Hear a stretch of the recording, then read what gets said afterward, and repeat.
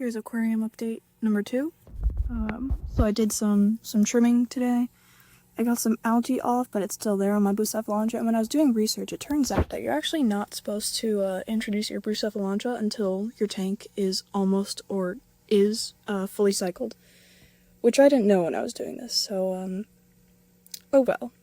But according to the website, which was 2 Hour Aquarist, I take that information to be about optimization to getting the best aquarium looks in 2 hours rather than, just having them live, which is kind of my goal right now, because as much research as I did, before I got it, I honestly like the learning process, so that's great.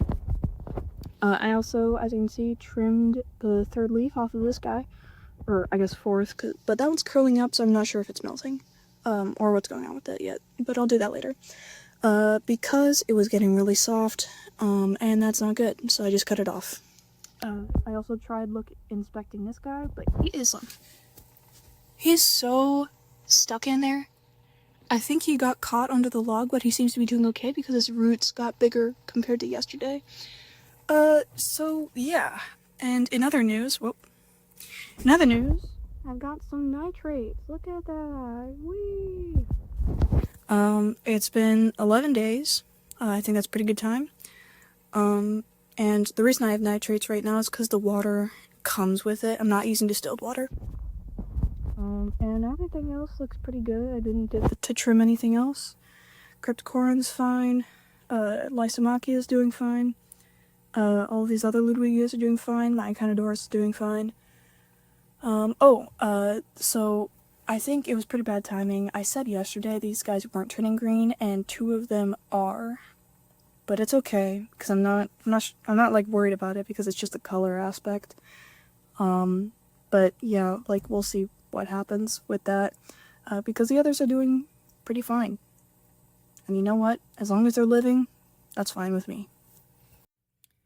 Something I don't really like about the, researching things about the aquarium hobby, and planted aquariums especially, is that there are kind of two types of posts.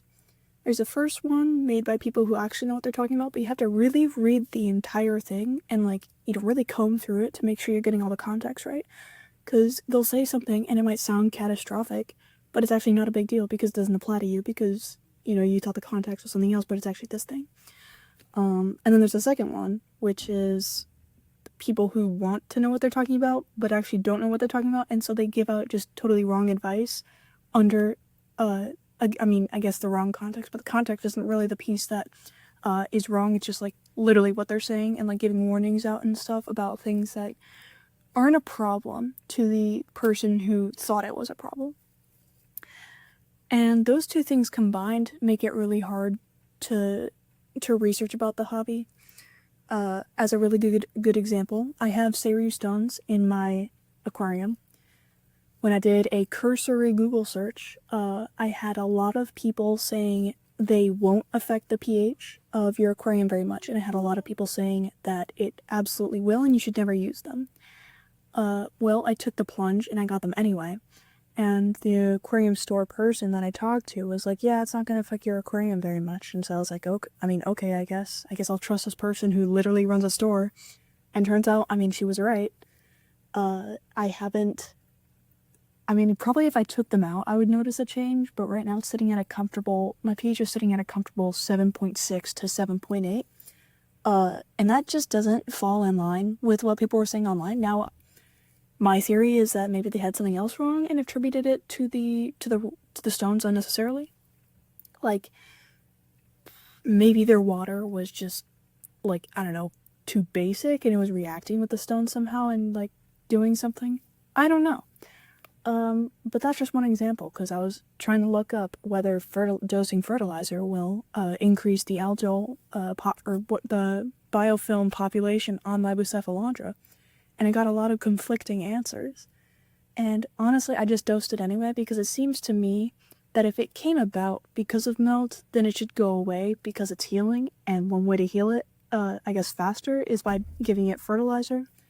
At least that's my understanding. So, yeah. Just lots of conflicting stuff on the internet, man. Be safe.